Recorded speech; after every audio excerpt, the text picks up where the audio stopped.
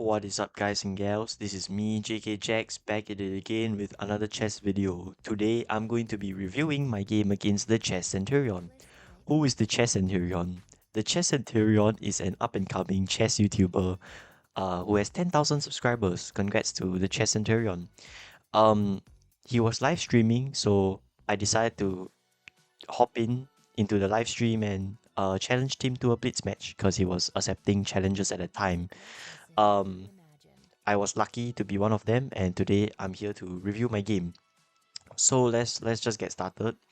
We have e4, e5, e4, c6, d4, d5. We have a Carol Khan, e5, the advanced variation, the best way to go against the Carol, c5, d takes c5, and now knight c6. Knight c6 is Gotham Chess recommendation against this line of the Carol. My video was recommending e6, but it seems that Centurion wants to play a little bit more dynamically with knight to c6. I played bishop b5. This is the best way to play against this line of the Carol Khan. e6, of course, opening up the bishop and solidifying his pawn pyramid. Now, at this point, I was a bit uh nervous because I'm playing against one of uh the most popular YouTubers, one of the most popular chess YouTubers on YouTube. So I panicked and I played knight to f3, which I hung my pawn, which is quite bad.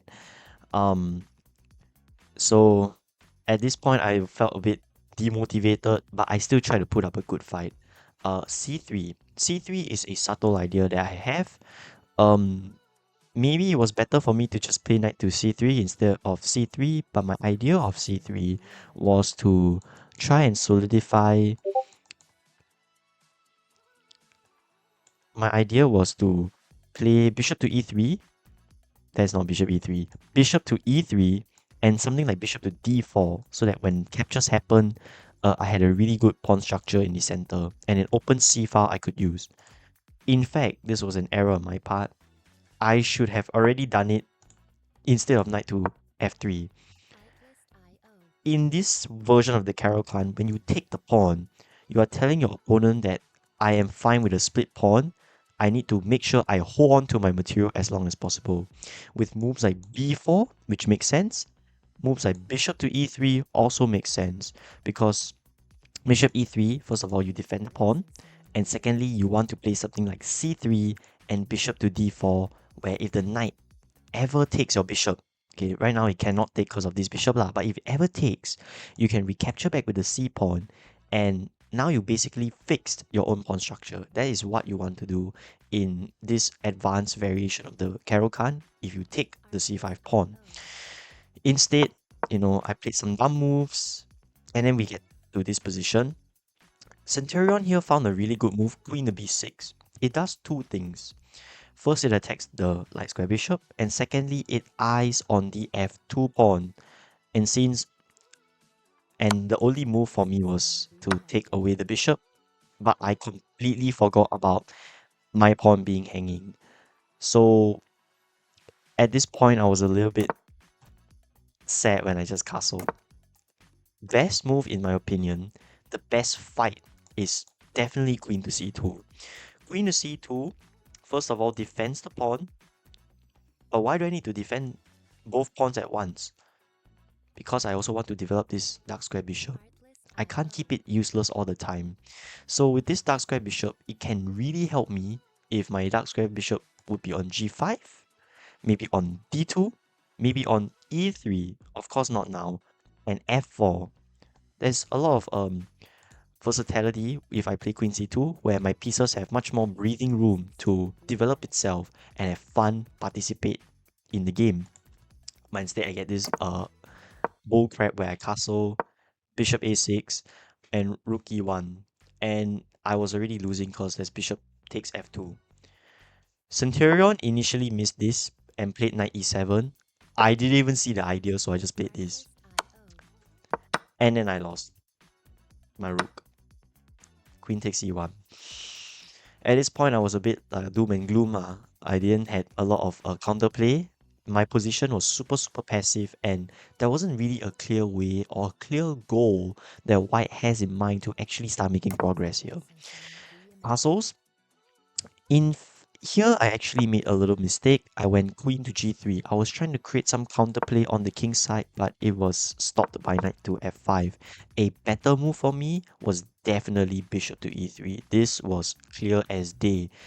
This is what I had to do. At least, even though I'm down a full rook, I had to try to make my position better slowly day by day with moves like bishop e3, knight to d2 and b3, as well as knight to c5, where my knight and my bishop actually becomes decent pieces that actually can function well in this particular position. Another idea was to probably play knight to g5 as well as queen to f4, trying to start for some checkmates.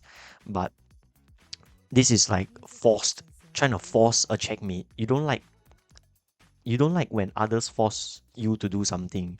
It's the same for chess. You shouldn't be forcing attacks. You should improve your position and then you let the attack naturally come by. That is the correct mindset to play chess. So queen g3 was sort of like forcing the attack, knight f5 and queen e1. Now, mind you, this is a blitz game after all. We didn't have much time to think.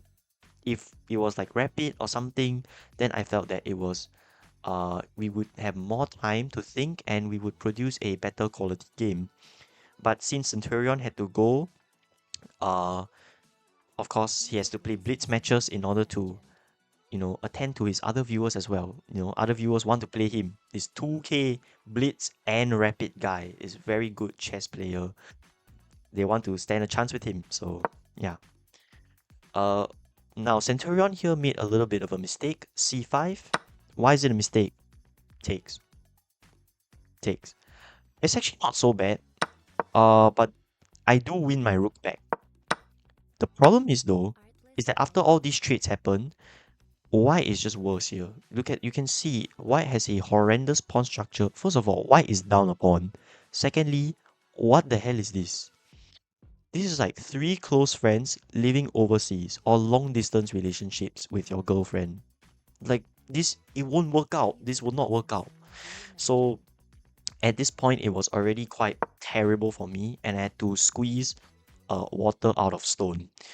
A4, I tried to improve one of the pawns so that I could put my knight on b5, which is a very nice outpost for my knight. I had to create a lot of things out of nothing. Queen c5 is a very nice move by Centurion. First of all, putting pressure against c3 pawn, which is one of white's major weaknesses. Um, these is what you call isolated pawns. Isolated pawns are pawns that don't have a neighbor pawn beside them from the same color lah. This is what you call connected pawn. This is an isolated pawn. This a7 pawn from black is an isolated pawn, but all these are not. Okay, I have three of them. I have three isolated pawns. It just sucks. And isolated pawns most of the time are usually a weakness. So that's why Centurion employed some of these tactics and decided to use them by targeting a weak pawn. I went knight a3, I went along with my plan, rook c8, now knight b5. So first I create a very nice outpost for my knight, and I actually calculated that if he trades my knight, he does take the pawn, but after this series of trades, my rook actually gets back to his 7th rank.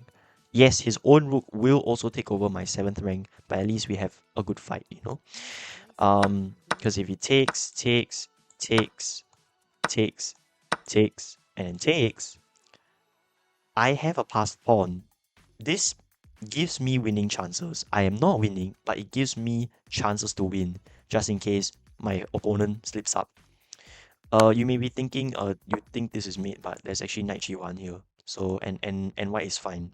And what white would do to ensure safety is to play something like h3 as well as king h2, creating a small little house for the king, and pretty much this is actually could be potentially winning for white because this pawn is much more advanced than any other of black's pawns, and this rook controls the whole 7th rank, meaning this king cannot step out of the house. It's under house arrest. So instead, Centurion went to play h6, which which is a really nice prophylactic move, trying to create a loft for his king, a little hole, a little ditch, an escape route for himself. I went along to centralize my knight, keeping everything together, but the position starts crumbling once this trade happens. Queen b6 is a very nice move by Centurion. Um, yes, it does retreat the bishop, retreats the queen, but it also puts pressure against the knight, right? And I actually didn't see his idea. He still wanted to keep his eye on this d4 weakness. What I should have done here, in my opinion, the best move, was to play something like knight to d6. Knight to d6 is a really good outpost for my knight, and yes, it does hang this pawn, but then it hangs his rook as well. So at least, we have equal material. A Centurion is down in exchange but has 2 pawns extra, and a way better pawn structure compared to mine. Uh, Over here, I was panicking because I only had 14 seconds left on the clock. I play h3. I knew that this trade would lose me a pawn, but I didn't have enough time to think for a better move. Instead, I get this, and 12 seconds left. I panicked. I took the pawn. And as you can see here, the queen stares at my rook. It was really sad. What my what I would have done in that moment was to play something like rook d1, or more aggressively, rook a6. Rook a6, rook d1, to me both are really good because I feel I'm a bit more inclined towards rook a6 because you have chances to go like rook c6, and then you have this very nice trade of rooks, which this pawn is just a pass pawn. A pass pawn is where there are no enemy pawns that can actually target it or like stop it in a way, It's like after you dribble past all the defenders and you're ready to score a goal. This is what it is lah. So rook a6 was a nicer try, much nicer try compared to some random bullshit I just played, right?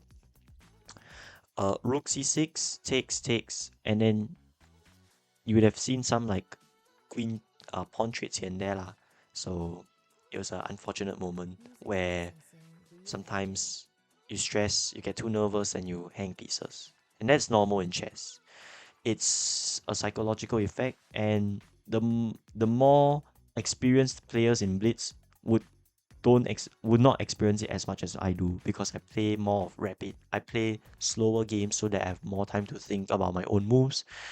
But since this is a speed game, I really couldn't do anything here.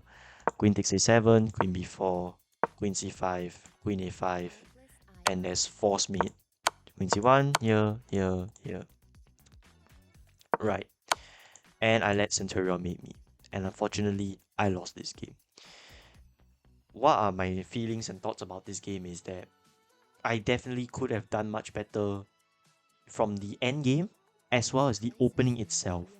I should not have been so nervous. I should have calmed myself down, stay sane, and just play what I usually play on a daily basis against this Caro-Kann, right?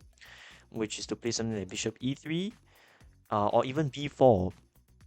I prefer Bishop e3 because it's much more principled chess. And then Knight f3 was just... I already knew this was going to be a bad game from my side, but it was a very nice game. It was a very good masterclass from Centurion, how he actually converted his positional pluses into something more tangible, something much more easily convertible into a win. And very great positional play from Centurion. Wish you all the best in your chess journey, and I hope the viewers out there learn some insight from this Blitz game of mine. Hopefully you guys can pick off from my own mistakes and apply and not make the same mistakes.